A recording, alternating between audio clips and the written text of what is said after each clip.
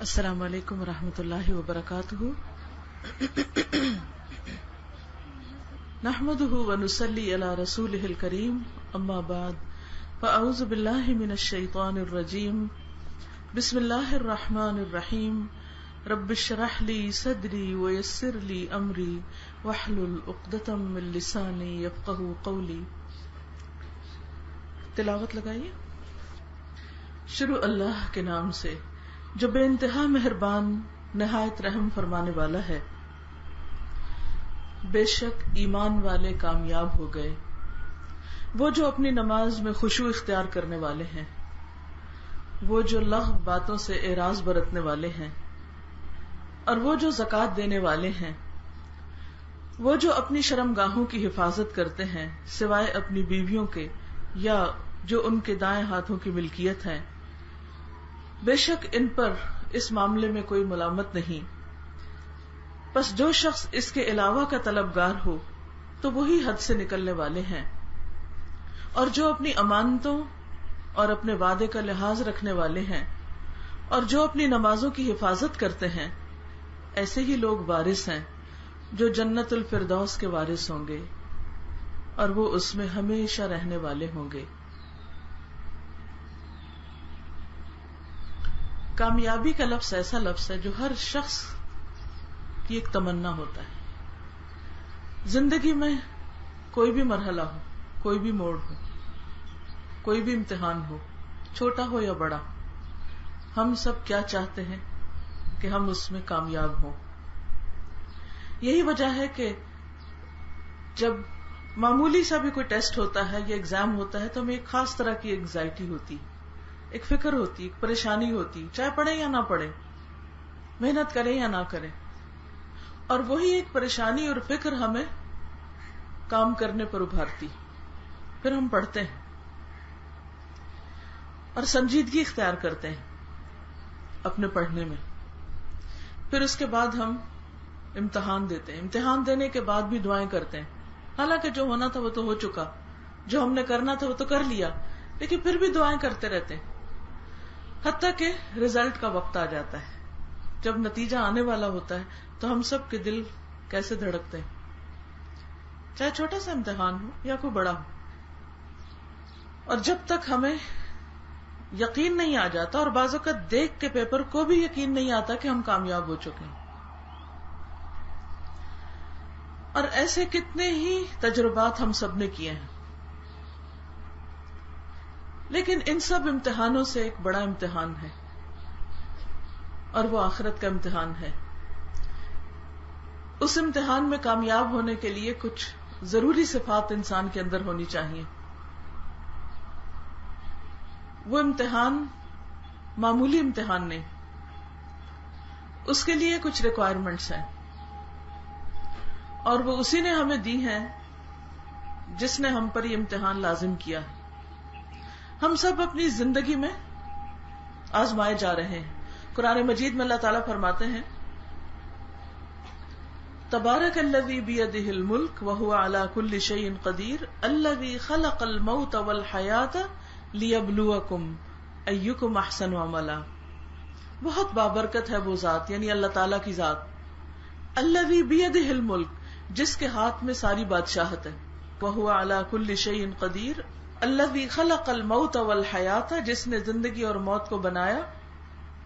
یعنی ہم اس وقت زندہ ہیں پھر مر جائیں گے، یا ہم کچھ نہ تھے پھر ہم دنیا میں موجود ہیں، پھر ایک وقت آئے گا کہ ہمارا وجود ختم ہو جائے گا.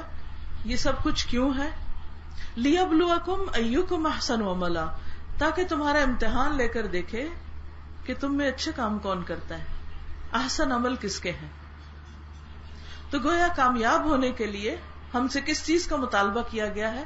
اچھے کاموں کا. وہ اچھے کام کون سے ہیں؟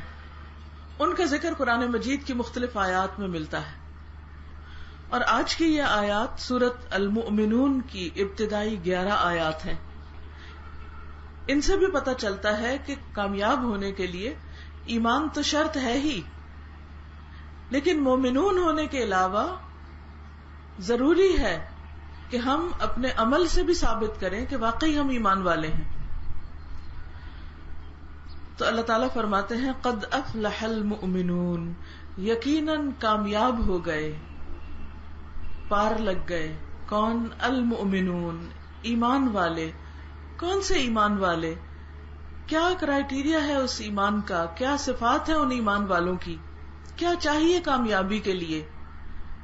نمبر 1، الذین هم فی صلاتهم خاشعون، وہ مومن کامیاب ہیں جو صرف نمازیں پڑھتے ہی نہیں بلکہ اپنی نمازوں میں خشوع اختیار کرتے ہیں، یعنی عاجزی ہوتی ہے ان کے اندر، خدا کا خوف ہوتا ہے، اور وہ واقعی اللہ کے سامنے ایک عاجز بندے کی حیثیت سے کھڑے ہو کر اس کی عبادت کرتے ہیں۔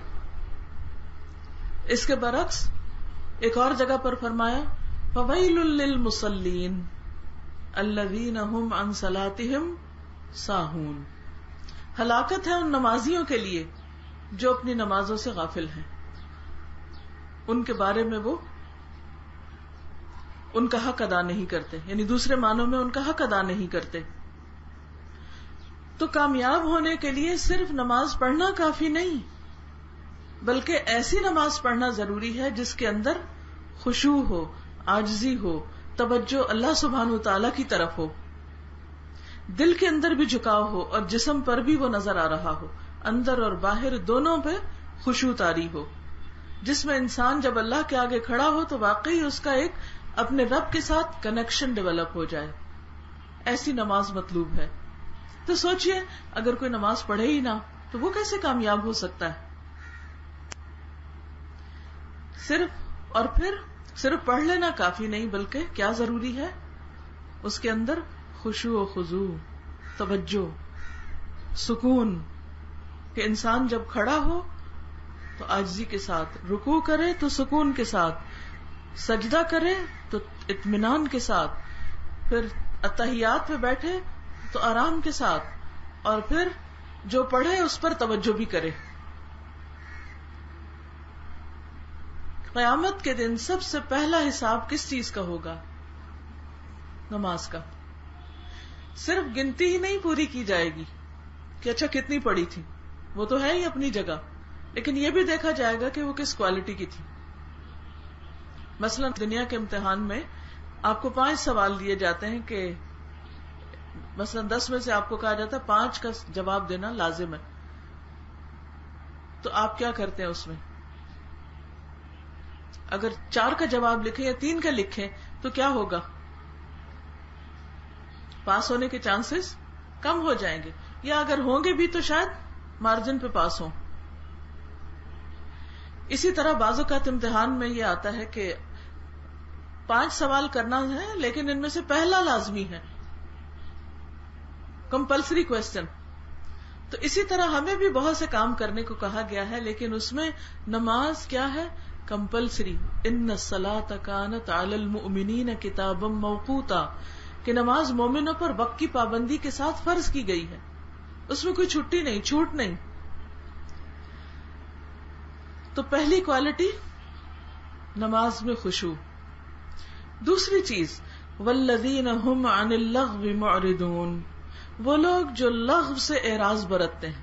لغو کیا ہوتا ہے؟ بیہودہ، فضول، بیکار، یوزلیس، وین، اور صرف ٹاک نہیں بلکہ کام بھی۔ گویا آخرت میں کامیابی کے لیے انسان کو اپنے وقت کو صحیح طور پر استعمال کرنا چاہیے۔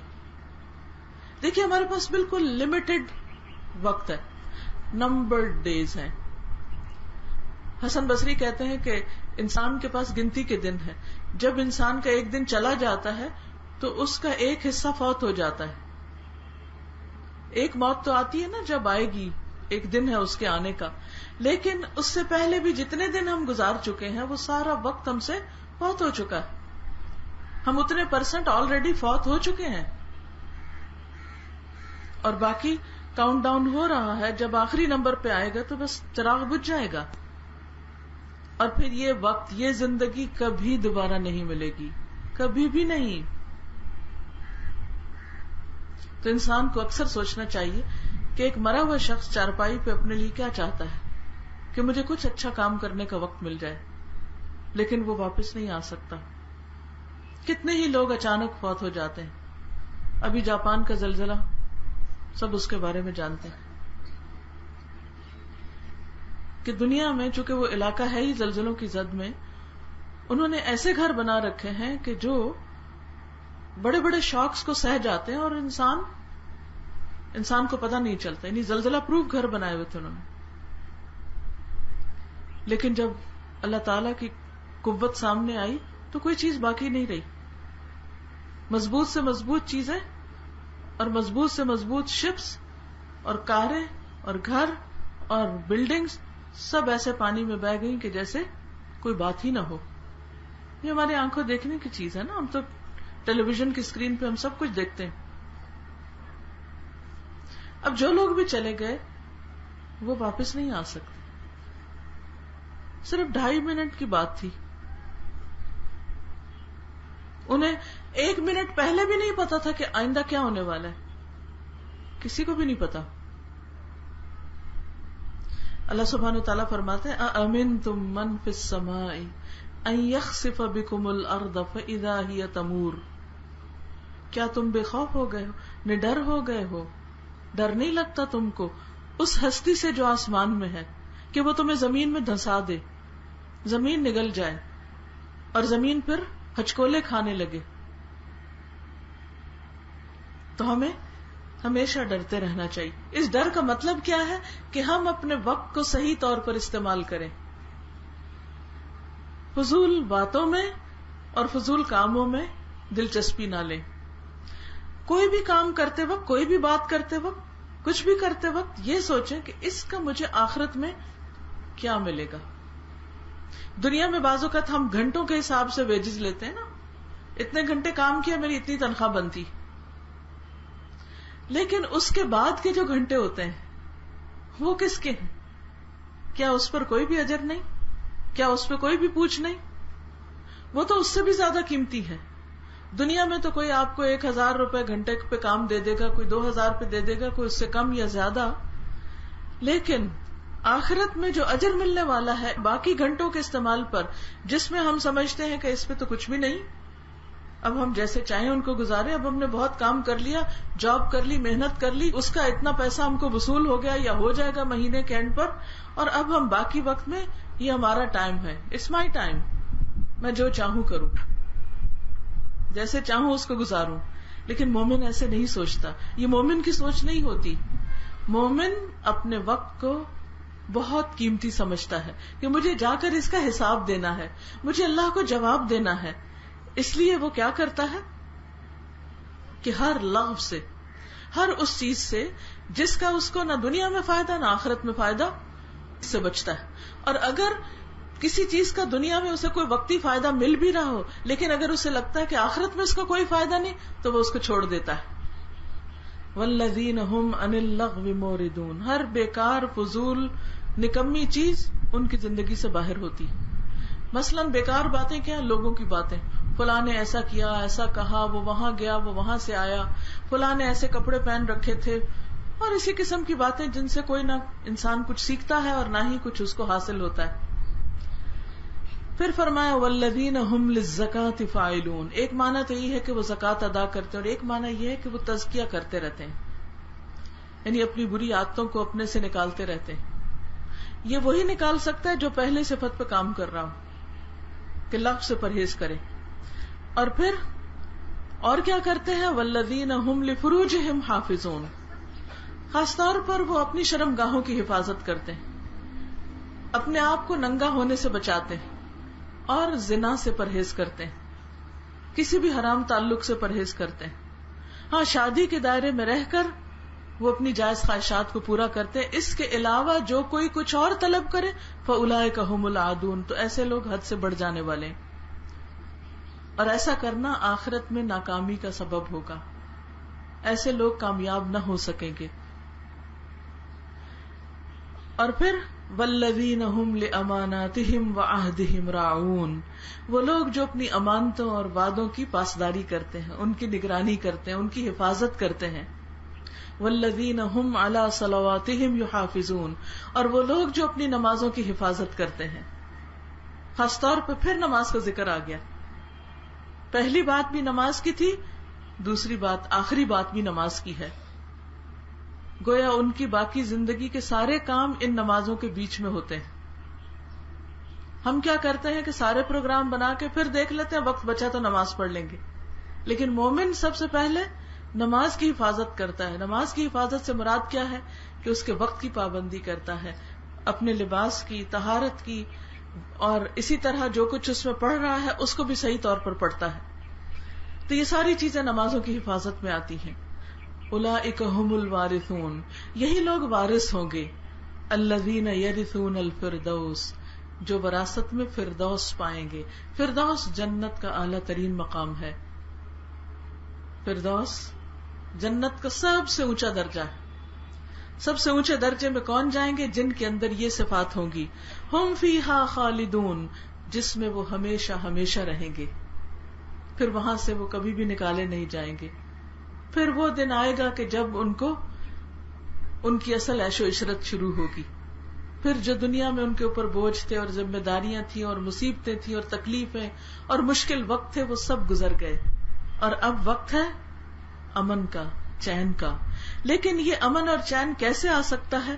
اس وقت جب ہماری یہ زندگی اس طرح گزرے کہ ہم جو کام کریں اس کے بعد ہم کو ہمارے دل کے اندر بھی امن ہو، ہمارے ظاہر میں بھی امن ہو، ہمارے ہاتھ اور پاؤں سے، ہمارے ہاتھ پاؤں اور ہماری زبان سے دوسرے لوگ محفوظ ہوں، اور کوئی بھی چیز ایسی نہ کریں کہ جس کے بعد ہمارا ضمیر ہم کو ملامت کرے، یا اگر کرے تو آئندہ کے لیے اس چیز سے مکمل طور پر اجتناب کرے. دل کی اس حالت کا نام کہ انسان عمل کا جو بھی کام کرے اس کے بعد اس کے دل کے اندر امن، سکون اور اطمینان ہو، اس کو امانت کہتے ہیں. اور آج کا میرا اصل موضوع ہے امانت. امانت ہے کیا؟ امانت کا لفظ جو ہے وہ امن سے نکلا ہے، پیس.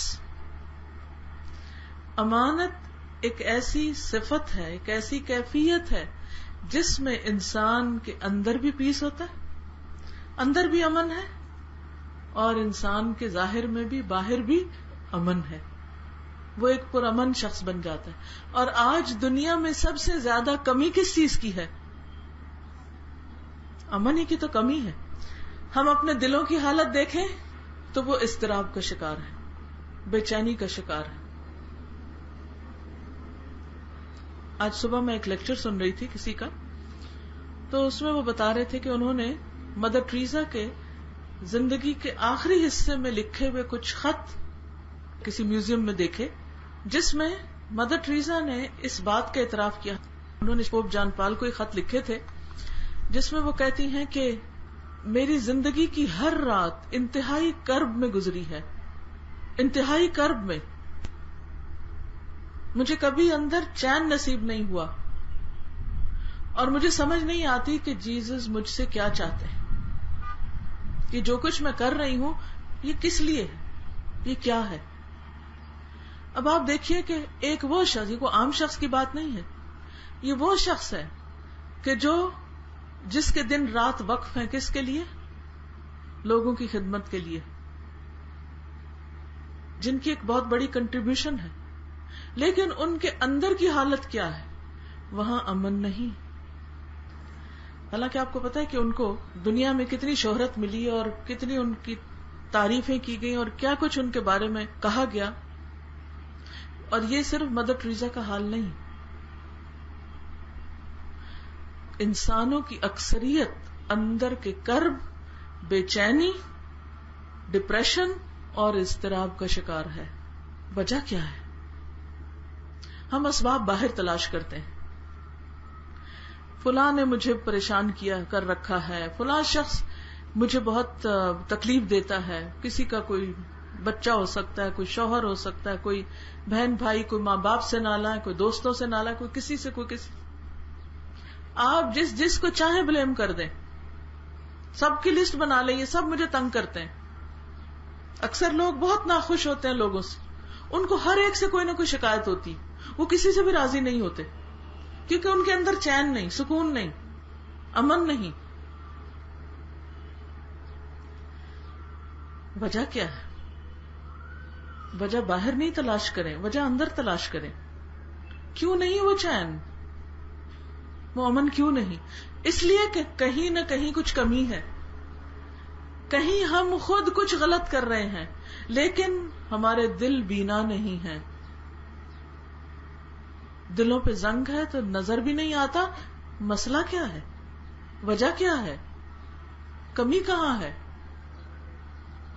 کیونکہ یہ ہو نہیں سکتا کہ ایک شخص اللہ کی عبادت ٹھیک سے کرے اور بندوں کے حقوق ادا کرے اور اس کے بعد اس کے دل کے اندر ایک راحت اور اطمینان اور سکون اور چین نہ ہو اور وہ مضطرب رہے. ہاں، اس کا اضطراب اگر ہو سکتا ہے تو وہ جہنم کی آگ کی وجہ سے ہو سکتا ہے، موت کے خوف سے ہو سکتا ہے، لیکن باقی چیزوں کی طرف سے اس کے اندر ایک ٹھنڈک اور سکون ہونا لازم ہے. یہ سکون صرف اس کو نصیب ہوتا ہے جس کے اندر امانت کا پاس ہوتا ہے. کیونکہ امانت کی تعریف امام راغب نے کیا کی ہے؟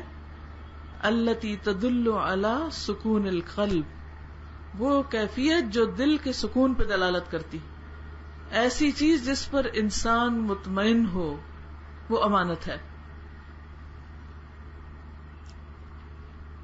تو گویا عبادات کو صحیح طور پر ادا کرنا، فرائض کو صحیح طور پر ادا کرنا، بندوں کے حقوق صحیح طور پر ادا کرنا، یہ دراصل کس کا سبب ہے؟ اس کے ذریعے کیا حاصل ہوتا ہے؟ امن، چین، سکون. اس سے ڈپریشن ختم ہوتا ہے، اس سے اضطراب ختم ہوتا ہے. لہذا بے حد ضروری ہے کہ ہم جانیں کہ امانت کی ہماری زندگی میں کیا اہمیت ہے. کیونکہ اس آیت میں فرمایا والذین هم لاماناتهم وعہدهم راعون، وہ لوگ جو اپنی امانتوں اور عہدوں کی رعایت کرتے ہیں، ان کی نگرانی کرتے ہیں، ان کا پورا پورا حق ادا کرتے ہیں. اب امانت نہیں، یہاں امانات کا لفظ آیا ہے. دیکھا جائے تو امانت کا لفظ جو ہے یہ قرآن مجید میں مختلف طریقوں سے استعمال ہوا ہے. صحابہ کی زندگی میں بھی یہ چیز نظر آتی. قرآن مجید کو امین کہا گیا ہے. سورۃ المائدہ کی آیت 47 میں آتا وَأَنزَلْنَا إِلَيْكَ الْكِتَابَ بِالْحَقِّ مُصَدِّقًا لِمَا بَيْنَ يَدَيْهِ مِنَ الْكِتَابِ وَمُهَيْمِنًا عَلَيْهِ، ہم نے آپ پر سچی کتاب نازل کی ہے جو اپنے سے پہلے کتاب کی تصدیق کرتی ہے، یعنی تورات اور انجیل کو سچا مانتی ہے اور اس کی جامع اور نگران بھی ہے. تو ابن عباس کہتے ہیں مہیمن کا مطلب ہے الامین. القرآن امین علی کل کتاب قبلہ، بخاری کی روایت ہے کہ قرآن امانت دار ہے کس کے معاملے میں؟ جو اس سے پہلے کتابیں گزری ہیں ان کے بارے میں. رسول اللہ صلی اللہ علیہ وسلم کو امین کہا گیا ہے. آپ نے فرمایا الا تأمنونی وانا امین من فی السماء یأتینی خبر السماء صباحا ومساء، کیا تم مجھے امین نہیں سمجھتے حالانکہ میں آسمان والوں میں امین سمجھا جاتا ہوں. یعنی نبی صلی اللہ علیہ وسلم کی بہت بڑی صفت کیا تھی کہ وہ امانت دار تھے، اور صرف آسمان والوں میں نہیں زمین والوں میں بھی وہ کیا مشہور تھے؟ امین. آپ کے دشمن بھی آپ کو کیا کہتے تھے؟ صادق اور امین. اور آپ کے پاس صبح و شام خبریں آتی تھیں آسمان سے، اور ان خبروں کو، ان باتوں کو پورا پورا لوگوں تک پہنچاتے تھے. ان میں ایک لفظ کی بھی خیانت نہیں کرتے تھے، جیسا اترتا تھا ویسا ہی آگے دیتے تھے. اس لیے آپ کو کیا کہا گیا؟ امین. اور جب حجر اسود کو خانہ کعبہ میں نصب کرنے کا وقت آیا تو نبی صلی اللہ علیہ وسلم سب سے پہلے صبح کے وقت آ گئے تو قریش نے ان کو آتے ہی دیکھ کر کہا اتاکم الامین، تمہارے پاس الامین آ گیا ہے. پھر اسی طرح دیگر پیغمبروں کو بھی امین کہا گیا ہے. نوح علیہ السلام، ہود علیہ السلام، صالح، لوط، شعیب علیہ السلام، ان سب نے کہا انی لکم رسول امین، کہ بے شک میں تم سب کے لیے امانت دار رسول ہوں. ہر رسول، ہر پیغمبر، اس کی صفت امین رہی ہے کہ وہ امانت دار ہوتا ہے. قرآن امین، رسول اکرم امین، تمام پیغمبر امین، پھر جبریل امین. جن کے ذریعے قرآن نازل ہوا وہ امین کہلاتے ہیں. نزل بہ الروح الامین، اس کتاب کو لے کر اترے ہیں کون؟ روح الامین یعنی جبریل علیہ السلام. ایک اور جگہ پر آتا ہے مطاع ثم امین، کہ آسمانوں پر ان کی بات مانی جاتی ہے اور وہ امانت دار ہیں. مکہ کو کیا کہا گیا؟ وَهَذَا الْبَلَدِ الْأَمِينَ، جس شہر میں یہ کتاب اتری قرآن مجید اس کو البلد الامین کہا گیا. کیوں؟ وہ کیوں امین ہے؟ کیونکہ جو بھی شخص اس میں داخل ہوتا ہے اس کو امن دیتا ہے، ان کی حفاظت کرتا ہے. پھر بیت اللہ بھی ایک طرح سے امین ہے کہ من دخلہ کان آمنا، جو وہاں داخل ہوا وہ امن میں آ گیا. پھر اسی طرح تمام صحابہ بھی امین تھے. ان کے بارے میں آتا ہے کہ کبھی انہوں نے جھوٹ نہیں بولا تھا اور نہایت درجے کے امانت دار تھے. خاص طور پر حضرت ابو عبیدہ کے بارے میں آتا ہے، حضرت ابو بکر کے بارے میں آتا ہے کہ ابو بکر رسول اللہ صلی اللہ علیہ وسلم کے خلیفہ تھے، قوی بھی تھے اور امانت دار بھی تھے، جسمانی طور پر کمزور اور اللہ کے دین میں مضبوط تھے. تو حضرت ابو بکر کی صفت امین، اور حضرت ابو عبیدہ کی صفت خاص طور پر آپ نے فرمایا کہ لکل امت امین و امین هذه الامہ ابو عبیدہ، ہر امت میں ایک امین ہوتا ہے، یعنی خاص طور پر اس کی وہ امانت سے پہچانا جاتا ہے، اور میری امت کا امین ابو عبیدہ ہے. پھر قبائل میں سے قریش کے قبیلے کو خاص طور پر امانت میں فضیلت حاصل ہے. آپ نے فرمایا قریش میں امانت کو تلاش کرو، کیونکہ قریش کے امین کو اپنے علاوہ دوسرے امین پر فضیلت حاصل ہے. تو بعض قبیلے، بعض خاندان، بعض لوگ دوسروں کے مقابلے میں زیادہ فضیلت رکھتے ہیں اپنی عادات اور صفات یا خصائل کے اعتبار سے. نبی صلی اللہ علیہ وسلم جب بھی کوئی خطبہ دیتے تھے تو یہ الفاظ ضرور ادا کرتے تھے. حضرت انس کی روایت ہے کہ آپ فرماتے تھے لا ایمان لمن لا امانت لہ، اس کا ایمان ہی نہیں جس کے اندر امانت نہیں. ولا دین لمن لا عہد لہ، اور اس کا دین ہی نہیں جو عہد کی پابندی نہیں کرتا. اس کو دیندار آدمی نہ سمجھو جو وعدہ خلاف ہے.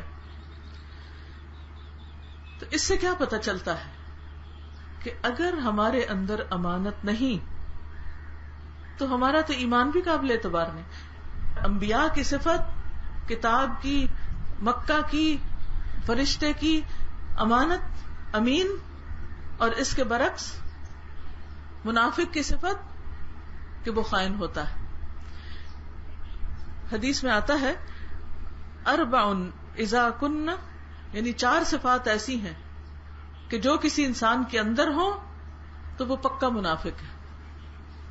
بات کرے تو جھوٹ بولے، وعدہ کرے تو وعدہ خلافی کرے، امانت اس کے پاس رکھی جائے تو خیانت کرے، اور جب جھگڑا کرے تو گالی دے. یہ منافق کی علامات ہوتی. ایک اور جگہ پر آپ نے فرمایا کہ کسی دل میں ایمان اور کفر اکٹھے جمع نہیں ہو سکتے، اور نہ ہی جھوٹ اور سچ اور خیانت اور امانت اکٹھے ہو سکتے. یا انسان جھوٹا ہوگا یا سچا ہوگا، یا امانت دار ہوگا یا خیانت کار ہوگا، یا ایمان پر ہوگا یا کفر پر ہوگا. یہ 2 بالکل آپس میں متضاد اپوزٹ چیزیں ہوتی. تو اگر کوئی شخص یہ چاہتا ہے کہ وہ امین کہلائے تو اسے پھر ہر خیانت سے بچنا ہوگا.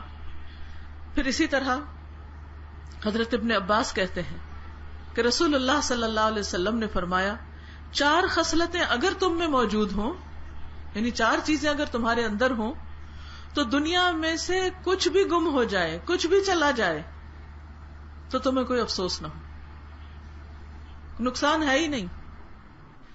اگر 4 چیزیں کسی کے اندر ہوں، انسان سے ہر چیز بھی کھو جائے، جیسے اگر مائک چلا گیا، ابھی آواز چلے گی، بجلی چلے گی، کچھ بھی کھو جائے تو اسے کوئی افسوس نہیں ہونا چاہیے. وہ 4 چیزیں کیا ہیں؟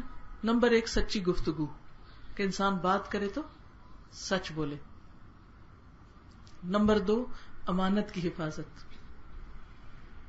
نمبر 3 اچھا اخلاق. اور نمبر 4 پاکیزہ رزق، حلال رزق، طیب رزق.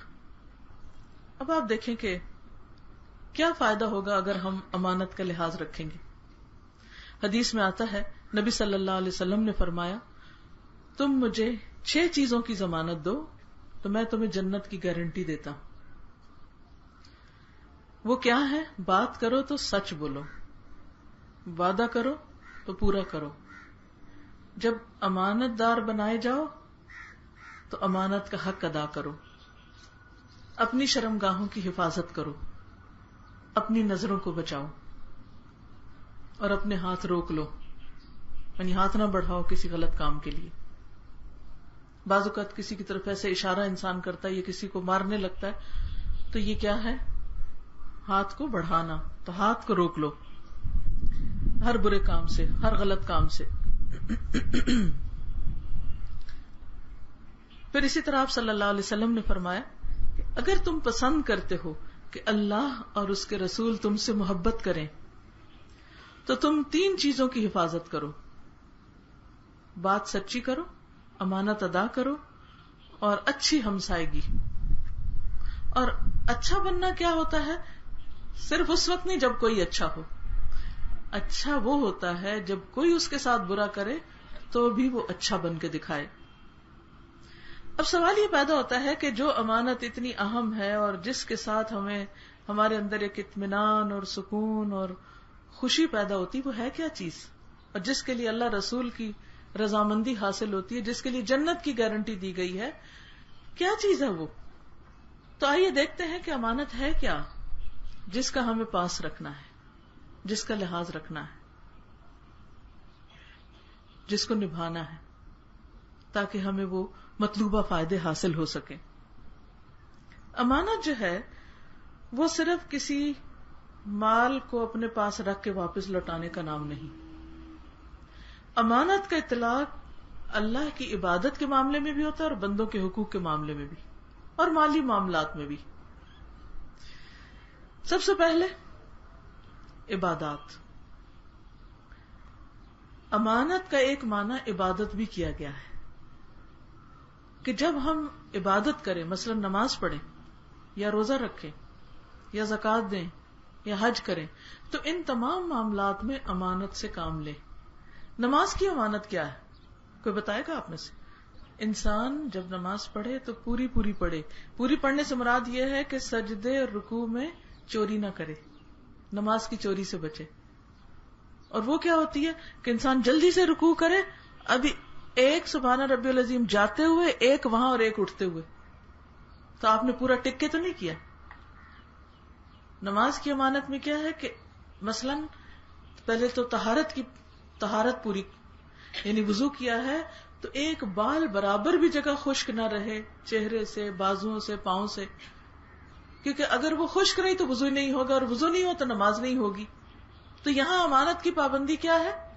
امانت کی ادائیگی کیا ہے کہ وضو صحیح طریقے پر کیا جائے. ایک حدیث میں آتا ہے ویل للعقاب من النار، ایڑیوں کے لیے آگ سے ہلاکت ہے. وہ کون سی ایڑیاں؟ جو وضو کرتے وقت خشک رہیں.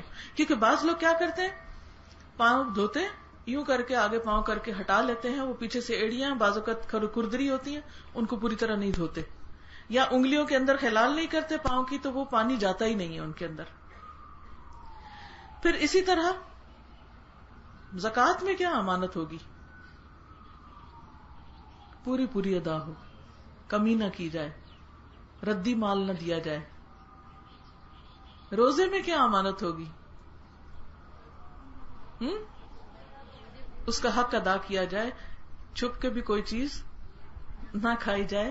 اسی طرح صرف ظاہری پابندیاں نہیں بلکہ حلال نہیں کھانا تو حرام بھی نہ کھایا جائے. حرام کھانے میں کیا آتا ہے؟ جیسے غیبت کرنا. غیبت کرنا کیا ہے؟ مردہ بھائی کا گوشت کھانا. اگر روزہ رکھ کے کوئی غیبت کر رہا ہے تو اس کا کیا مطلب ہے کہ وہ اپنے روزے میں کیا کر رہا ہے؟ خیانت کر رہا ہے. حج میں کیا امانت ہے؟ کہ سارے ارکان پورے ادا کیے جائیں. جیسے قرآن مجید میں آتا ہے ثم افیدوا من حیث افاض الناس، وہاں جا کے لوٹو جہاں سے سارے لوگ لوٹتے ہیں، یعنی عرفات تک جاؤ. اسی طرح باقی بھی جو اس کے ریچولز ہیں ان کو پوری طرح ادا کیا جائے. تو نماز، روزہ، حج، زکوٰۃ، ان سب میں بھی امانت ہے. پھر اسی طرح گفتگو میں امانت. گفتگو میں امانت، نبی صلی اللہ علیہ وسلم نے فرمایا جب کوئی آدمی تم سے بات کرے اور ادھر ادھر دیکھے تو وہ بات کیا ہو گئی؟ امانت ہو گئی.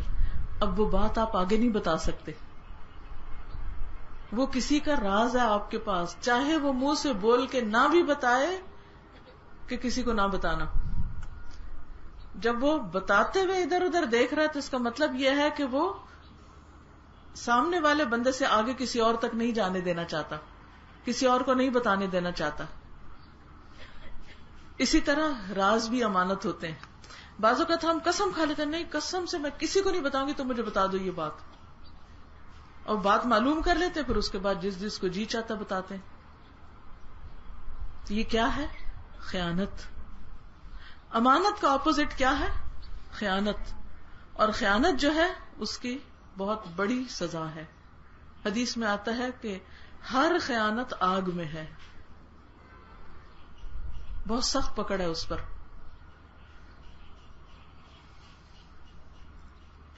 اس میں آپ دیکھیے کہ حضرت انس کہتے ہیں کہ رسول اللہ صلی اللہ علیہ وسلم میرے پاس تشریف لائے، میں بچوں کے ساتھ کھیل رہا تھا. آپ نے ہمیں سلام کیا، پھر مجھے کسی کام کے لیے بھیجا. پھر میں اپنی والدہ کے پاس دیر سے گیا تو انہوں نے کہا تمہیں کس چیز نے روکا، کیوں دیر سے آئے ہو؟ میں نے کہا مجھے رسول اللہ صلی اللہ علیہ وسلم نے کسی کام سے بھیجا تھا. انہوں نے کہا کیا کام تھا؟ آپ نے کیا کام بتایا تھا؟ میں نے کہا وہ راز کی بات ہے. انہوں نے کہا تم رسول اللہ صلی اللہ علیہ وسلم کے راز کو کسی سے بیان نہ کرنا. انس نے کہا اللہ کی قسم اگر میں وہ بات کسی سے بیان کرتا تو اے ثابت تجھے بتاتا، یعنی جن کو وہ حدیث سنا رہے تھے. انہوں نے اپنی والدہ کو بھی نہیں بتائی بات، کس کی؟ حضور صلی اللہ علیہ وسلم کی. اچھا ہم کیا کہتے بچوں سے؟ میں تو تمہاری ماں ہوں نا، مجھے نہیں بتاؤ گے تو کس کو بتاؤ گے؟ اور یہ کہہ کہ ماں ہونے کی دھمکی دے کے ہر راز اگلوا لیتے ہیں. اور عام طور پر تجسس ہمیں کن باتوں کا ہوتا ہے؟ وہی جو کسی کے راز ہوتے ہیں، وہی جو کوئی بتانا نہیں چاہتا. کیا پھر تجسس کر کے امن باقی رہ سکتا ہے؟ کیونکہ تجسس تک بات رکتی نہیں، پھر اس سے آگے جاتی، پھر غیبت شروع ہو جاتی، پھر بہتان بازی شروع ہو جاتی، اور خرابیوں کی ایک لامتناہی ٹرین چل پڑتی جو روکے نہیں رکتی، اس کا کوئی زنجیر نہیں کھینچنے والی. پھر اسی طرح ذمہ داریاں بھی امانت ہیں. ذمہ داریاں کیا ہوتی ہیں؟ جب ہمیں کوئی کام سونپا جاتا ہے، کوئی ڈیوٹی سونپی جاتی، آپ میں سے کچھ لوگ جاب کرتے ہوں گے تو ان کے کوئی ڈیوٹی آور مقرر کیے جاتے ہیں، مثلا 9 to 5. اب اگر کوئی 9 کی بجائے 9:30 آ رہا ہے اور 5 پہ جانے کی بجائے 4:30 گھر جا رہا ہے، کیا وہ امانت میں خیانت کر رہا ہے یا نہیں؟ کیا ڈیوٹی آورز کی پابندی صرف چوکیدار کی یا ایسے لوگوں کی ضروری ہے کہ جن کے اوپر اور بہت سے حاکم ہوتے ہیں، یا بڑے سے بڑے شخص کے لیے بھی ضروری ہے؟ سب کے لیے برابر ہے نا. اوقات کی پابندی. پھر اسی طرح بعض لوگ اوقات میں تو بہت پنکچوئل ہوتے ہیں، ٹائم پہ آتے ہیں، ٹائم پہ جاتے ہیں، لیکن جس ڈیوٹی کی جگہ پر ہوتے ہیں وہاں کام نہیں کرتے، ادھر ادھر باتیں کر لی. کمپیوٹر کھلا ہے تو اس میں کام چھوڑ کے چیٹنگ شروع کر دی، یا گورنمنٹ کا یا سرکاری کمپیوٹر ہے تو اس سے اپنی پرسنل میلز بھیجنی شروع کر دی. یا مثلا ہاسپٹل کا سامان ہے، مریضوں کے لیے پٹیاں رکھی ہوئی ہیں تو گھر جاتے ہوئے ایک آدھ اپنے بیگ میں ڈال کے لے گیا. کیا یہ خیانت نہ ہوگی؟ سرکاری اسٹیشنری ہے، اس کے اپنے بچوں کے لیے اسکول کے لیے لے گیا گھر، یہ بھی خیانت ہے. کیا ایسا کرنے پہ ضمیر ملامت نہیں کرتا؟ کرتا ہے نا. وہ جو ضمیر میں خلش آتی ہے جس کو ہم سلا کے مار کے چپ کرا دیتے ہیں کہ سب ایسے ہی کرتے ہیں، تم نے کر لیا تو کیا ہوا؟ وہ کیا ہوا؟ وہ خیانت ہو گئی، اور دل کے اندر ایک بے چینی شروع ہو گئی. وہ بے چینی وہاں داغ لگ گیا، ہم چاہے اس کو اوپر سے ڈھانک دیں، داغ لگا ہوا ہے. دوبارہ یہی کام کیا، ایک اور لگ گیا، پھر ایک اور لگ گیا. یہ گھستے گھستے گھستے اتنی گہرے زخم انسان کی روح پہ پڑ جاتے ہیں کہ پھر اس کو دوائیاں کھا کے بھی نیند نہیں آتی، کیونکہ اندر چین نہیں. دوائیوں کے بعد سے یاد آیا کہ کئی دفعہ ہم اخباروں میں پڑھتے ہیں کہ دوائیوں میں ملاوٹ ہوتی، حتیٰ کہ بعض اوقات لائف سیونگ ڈرگز کے اندر بھی ملاوٹ ہے. کیا دوائی میں ملاوٹ کرنا امانت داری ہے یا خیانت ہے؟ چلیں انہوں نے خیانت کی، لیکن بعض اوقات جب ڈاکٹرز کے پاس وہ دوا آتی ہے تو بعض اوقات صرف جو میڈیکل ریپس ہوتے ہیں ان کو فیور دینے کے لیے، یا کچھ فارماسیوٹیکلز کو فیور دینے کے لیے، یا کچھ ان سے مراعات حاصل کرنے کے لیے بعض اوقات ڈاکٹرز کیا کرتے ہیں، ایسی دوائیاں ریکمینڈ کر دیتے ہیں جو مریضوں کے لیے یا تو مہنگی ہوتی ہیں یا پھر وہ زیادہ بہتر نہیں ہوتی، جب ان کا ضمیر کہہ رہا ہوتا ہے کہ اس سے زیادہ بہتر دوسری دوا ہے اور وہ سستی بھی ہے. لیکن کیوں نہیں وہ لکھ رہے ہیں کہ جس میں ان کا اپنا فائدہ ہے، مریض کا فائدہ نہیں ہے.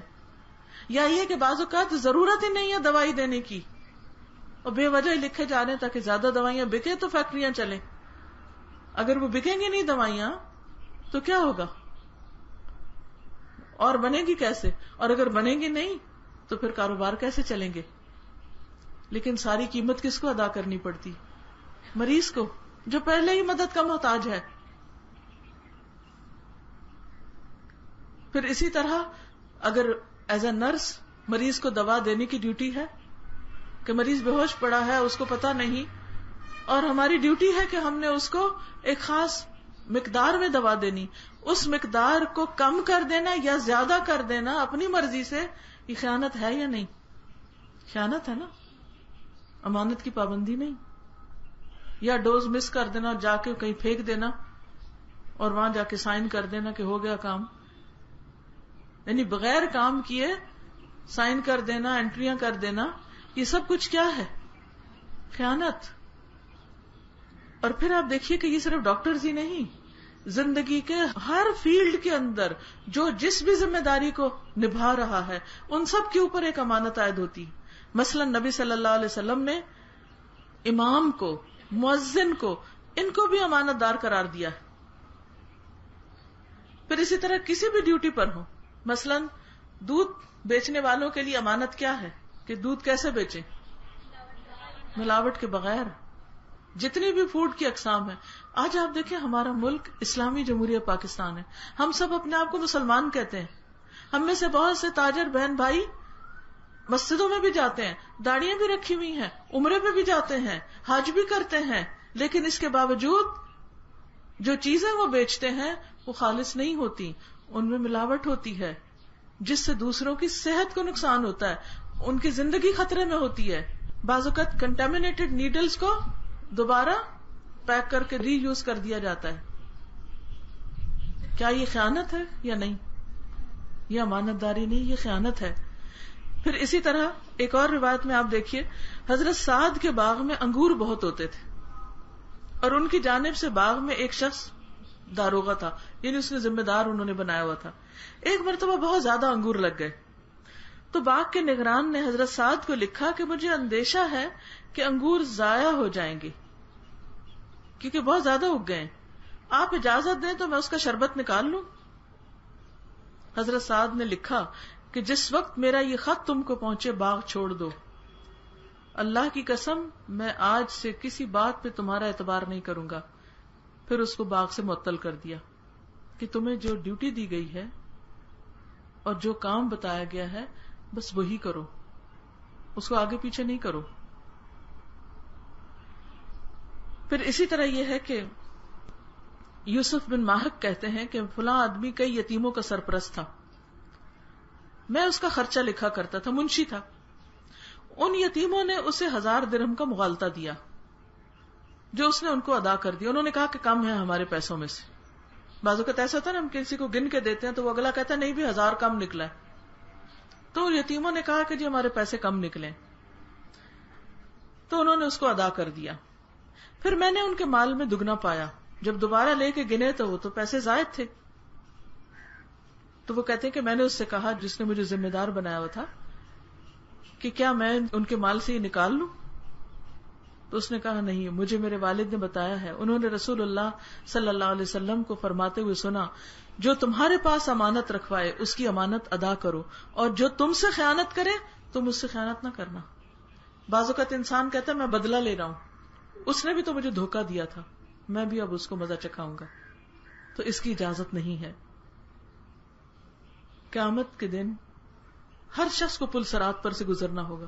کچھ لوگ بجلی کی تیزی سے گزر جائیں گے، کچھ ہوا کی تیزی سے، کچھ بھاگتے ہوئے، کچھ اونٹوں کی رفتار سے، کچھ پھر گھسٹتے ہوئے، اور دو چیزوں کو وہاں کھڑا کر دیا جائے گا، ایک رشتہ داری صلہ رحمی اور دوسرے امانت۔ اور وہ کس کو پکڑیں گی؟ اپنے اپنے ٹارگٹ کو، اپنے اپنے جس سے انہوں نے حق وصول کرنا ہوگا۔ اور اس پل صراط کے آس پاس لوہے کے آنکڑے ہوں گے، کانٹے ہوئے، جیسے سمجھے کرینے لگی ہوئی ہیں، اور وہ ہر اس شخص کو پکڑ لیں گے جس نے یہ غلط کام کیے ہوں گے، خاص طور پر قطع رحمی اور امانت میں خیانت۔ جنت میں نہیں آگے پہنچنے دیں گے۔ تمیم داری روایت کرتے ہیں، نبی صلی اللہ علیہ وسلم نے فرمایا کہ سب سے پہلے جو چیز اٹھا لی جائے گی وہ امانت ہوگی، یعنی لوگوں کے اچھے اخلاق کردار سے جو چیز سب سے پہلے رخصت ہوگی وہ امانت ہوگی، اور آخر میں ان کے دین میں صرف نماز ہی باقی رہ جائے گی، اور کتنے ہی نمازی ایسے ہوں گے جن کا اللہ کے پاس کوئی حصہ نہیں ہوگا، یعنی نمازیں بھی ایسی پڑھیں گے جو نہ پڑھنے والی۔ رسول اللہ صلی اللہ علیہ وسلم نے فرمایا کہ ایک وقت ایسا آئے گا کہ ایسے لوگ ہوں گے جیسے اونٹ کہ سینکڑوں کی تعداد میں لیکن سواری کے قابل ایک بھی نہیں ہوگا، یعنی لوگ بے شمار ہوں گے لیکن کام کے لائق کوئی بھی نہیں ہوگا، بھروسے کے لائق کوئی نہیں ہوگا کہ آپ اسے کوئی کام کہیں اور وہ پورا کر دے، اور آپ اسے کوئی بات بتائیں اور وہ اسے اپنے پاس راز رکھے، وہ سب اس میں خیانت کر رہے ہوں گے۔ آپ صلی اللہ علیہ وسلم نے یہ بھی فرمایا کہ جب امانت ضائع کر دی جائے تو پھر قیامت کا انتظار کرو، یعنی جب ایسے لوگ زیادہ ہو جائیں گے کہ جو امانتوں کا پاس نہیں کریں گے تو پھر کیا ہوگا؟ سمجھو کہ قیامت قریب ہے۔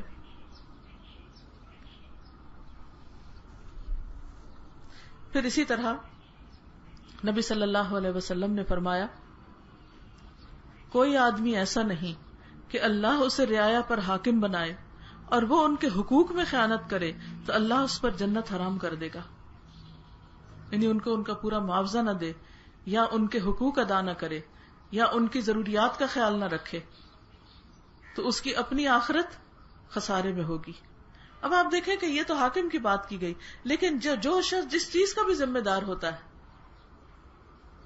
مثلا ہر شخص کی جو بھی ڈیوٹی ہوتی ہے، کیونکہ نبی صلی اللہ علیہ وسلم فرمایا کلکم راعٍ وکلکم مسئول عن رعیتہ، ہر شخص ذمہ دار ہے اور ہر شخص سے اس کی رعایا کے بارے میں سوال کیا جائے گا کہ اس نے ان کے کتنے حقوق ادا کیے۔ اور حدیث میں آتا ہے المکر والخدیعۃ والخیانۃ فی النار، مکر، دھوکہ اور خیانت آگ میں ہوں گے۔ نبی صلی اللہ علیہ وسلم یہ دعا مانگا کرتے تھے، اللہم انی اعوذ بک من الجوع فإنہ بئس الضجیع واعوذ بک من الخیانہ فإنہا بئست البطانہ، اے اللہ میں تیری پناہ چاہتا ہوں بھوک سے کیونکہ وہ برا ساتھی ہے، اور میں تیری پناہ چاہتا ہوں خیانت سے کیونکہ وہ پوشیدہ بری خصلت ہے، یعنی دوسروں سے چھپی ہوئی ہے لیکن بہت ہی بری عادت ہے۔ اور اس میں آپ دیکھیے کہ نگاہوں کی بھی خیانت ہوتی ہے کہ جس چیز کو اللہ نے دیکھنے سے منع کیا اس کو انسان دیکھے، مثلا کسی کی پرائیویٹ چیزوں کو دیکھے، کسی کا خط کھول کے پڑھے، کسی کی ڈائری کھول کے پڑھے، کسی کو وہاں سے جھانک کے دیکھے کہ اس کو پتہ ہی نہ ہو، مثلا کوئی عورت پردہ کرتی ہے اور کوئی مرد اس کو وہاں سے چپکے سے جھانک کے دیکھے کہ اس عورت کو پتہ ہی نہ ہو، تو یہ بھی نگاہوں کی خیانت ہوگی۔ اسی طرح باتوں میں خیانت، ذمہ داریوں میں خیانت۔ تو مومن جو ہے وہ اپنے فرائض کو بھی صحیح طور پر ادا کرتا ہے، اپنی عبادات میں بھی امانت سے کام لیتا ہے، اپنے کام میں بھی امانت دار ہوتا ہے، اور مال کے معاملات میں کہ اگر کوئی اس کے پاس کوئی چیز رکھتا ہے یا کوئی راز اس کے پاس رکھتا ہے تو اس میں بھی وہ خیانت نہیں کرتا۔ اللہ تعالیٰ سے دعا ہے کہ وہ ہمیں عمل کی توفیق عطا فرمائے۔ اگر اس سلسلے میں آپ کے پاس کوئی سوال ہو تو آپ کر سکتے ہیں، اگر آپ کچھ پوچھنا چاہیں تو آپ پوچھ سکتے ہیں۔ اگر کوئی بات آپ کو سمجھ نہ آئی ہو یا کوئی چیز آپ سمجھیں کہ یہ خیانت میں آتی ہے یا نہیں، تو آپ اس کے بارے میں سوال کر سکتے ہیں. کیونکہ جنت میں جانے کے لیے، فردوس پانے کے لیے ضروری ہے کہ انسان اپنی امانت میں خیانت نہ کرے.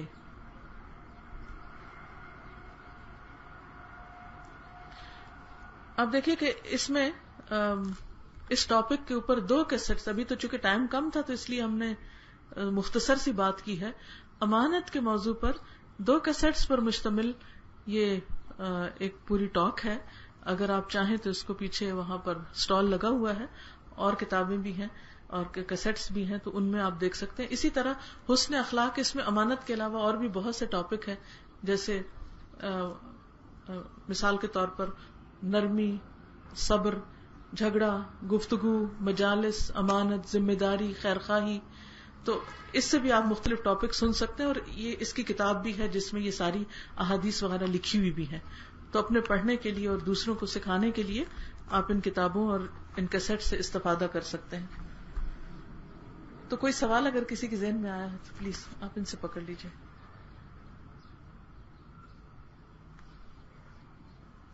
دیکھیے ہم سب انسان ہیں نا، اور ہم سب بھول جاتے ہیں. یہ باتیں ہم نے سنی ہوئی بھی ہوتی ہیں لیکن پھر ہمیں بھول جاتی ہیں، اور ہم سمجھتے ہیں کہ نہیں یہ ہم تو نہیں کر رہے، یعنی ہم تو ایسا نہیں کر رہے، لیکن پھر دوبارہ پڑھتے ہیں، پھر سیکھتے ہیں، پھر جانتے ہیں، پھر ہمیں پتہ چلتا ہے اوہ یہ تو ٹھیک نہیں ہوا. تو اس صورت میں انسان کو بار بار ایسی چیزوں کی یاد دہانی چاہیے ہوتی، کیونکہ زندگی ایک دفعہ ملی ہے، واپس نہیں آنا دنیا میں. لہٰذا اس وقت کو بہت اچھی طرح گزار کے جانا ہے تاکہ کل قیامت کے دن ہمارا نقصان نہ ہو. اس کے لیے آپ قرآن مجید کو شروع سے آخر تک پڑھیے، اور اگر آپ کے پاس یہاں کوئی کلاس ہوتی ہے یا کوئی انتظام ہے تو ٹھیک، ورنہ آپ خط و کتابت کورس کر سکتے ہیں ہمارے، اس کی ڈیٹیل آپ کو پیچھے سے مل جائے گی. اسی طرح آپ آن لائن کورسز ہیں ان میں سے کسی کو جوائن کر سکتے ہیں، یا اور بھی کورسز کا شاید فلائر موجود ہوگا، اگر آپ کے قریب کوئی ہو تو وہاں پر آپ کلاسز کو جوائن کر سکتے ہیں، تاکہ ہم سب کو ان باتوں کی یاد دہانی ہوتی رہے اور ہمارا عمل درست ہوتا رہے. کسی نے لکھا ہے کہ خیانت اور چوری میں کیا فرق ہے. چوری صرف مال میں ہوتی ہے عام طور پر، کہ کسی کا مال اس کی اجازت کے بغیر ہتھیا لیا جاتا ہے، جبکہ خیانت جو ہے وہ اس سے زیادہ وسیع مفہوم رکھتی ہے. خیانت صرف مال میں نہیں ہوتی، خیانت اس میں بھی ہوتی ہے، مثلا نماز میں، گفتگو میں، عبادات میں، ان سب چیزوں میں. اپنے مال میں سے آپ نے زکوٰۃ نکال کے رکھی اور پھر آپ اس میں سے کچھ لے کے واپس اس کو رکھ دیتے ہیں، وہ اور ہے. لیکن کسی نے اگر آپ کے پاس کوئی چیز رکھی ہے تو اس کو آپ یوز نہ کریں.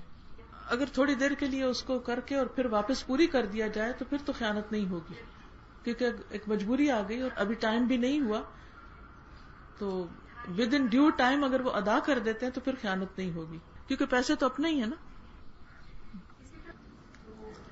اگر آپ انٹائٹلڈ ہیں سرٹن اماؤنٹ تک کے تو آپ کر سکتے ہیں، لیکن اگر آپ کو وہ فیسلٹی صرف آفس کے کام کے لیے دی گئی ہے تو پھر آپ نہیں کر سکتے. جو انٹائٹلڈ نہیں ہے اس کی مدد نہیں کی جا سکتی. اسی طرح اگر کسی دوائی پہ لکھا ہوا ہے ناٹ فار سیل تو آپ اس کا وہ ہٹا کے اس کو سیل نہیں کر سکتے، ٹھیک ہے نا، وہ بھی خیانت ہوگی. اور کوئی اسی طرح کا سوال ہو؟ ایک اور بات یہ کہ اگر کسی سے مشورہ کیا جائے تو اس بندے کو صحیح مشورہ دینا چاہیے، ایسا مشورہ نہیں دینا چاہیے کہ جس سے اگلے کا نقصان ہو جائے. حدیث میں آتا ہے المستشار مؤتمن، وہ شخص بھی امانت دار ہے جس سے مشورہ کیا جاتا ہے. اگر ہمارے سامنے کوئی غلط کام ہو رہا اور ہم نہ روکے تو کیا خیانت ہے؟ نہیں، یہ خیانت نہیں ہے، یہ امر بالمعروف اور نہی عن المنکر کی خلاف ورزی ہے. مومن کے اوپر ذمہ داری ہے کہ اگر اس کے سامنے کوئی غلط کام کر رہا ہے تو وہ اس کو روکے، زبان سے یا ہاتھ سے. وعدہ کر کے بھول جائیں تو اس پر کیا کریں؟ معافی مانگ لیں دوسرے سے جس کے ساتھ وعدہ کیا تھا کہ میں بھول گیا، سوری کر لیں. اگر کسی کے ساتھ خیانت برائے مال ہوئی ہو اور وہ انسان صبر سے کام بھی لے رہا ہو مگر وہ چیز آپ کے بچوں کا حق ہو تو اس وقت انسان کیا کرے، کیا طریقہ اختیار کرے؟ اس کے لیے انصاف طلب کرے، کسی ایسے شخص کے پاس جائے کہ جو اس کو اس کا حق دلوا سکے، کیونکہ جب انسان خود کمزور ہوتا ہے، اپنا حق نہیں لے سکتا، تو پھر اس کو کسی اور کے ذریعے اپنا حق لینے کی اجازت ہے اور اس کو لینا چاہیے. سبحان اللہ والحمد للہ ولا الہ الا اللہ واللہ اکبر ولا حول ولا قوة الا باللہ العلی العظیم.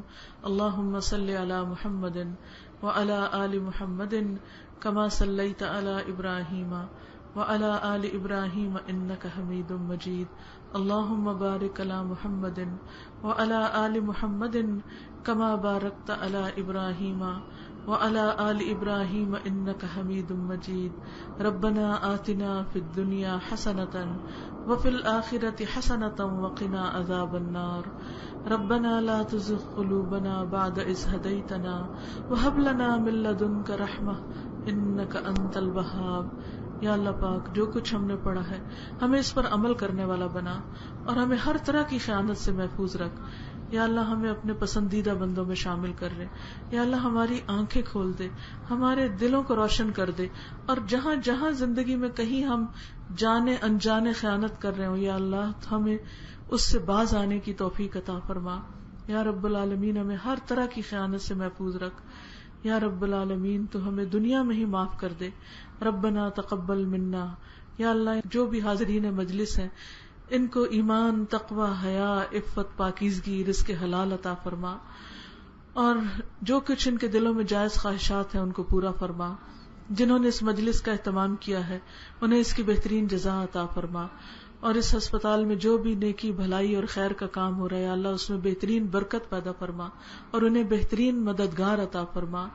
ربنا تقبل منا انک انت السمیع العلیم وتب علینا انک انت التواب الرحیم. وصلی اللہ تعالی علی خیر خلقہ محمد وعلی آلہ واصحابہ واہل بیتہ اجمعین برحمتک یا ارحم الراحمین. الہی آمین. سبحانک اللہم وبحمدک نشہد ان لا الہ الا انت نستغفرک ونتوب الیک. السلام علیکم ورحمۃ اللہ وبرکاتہ.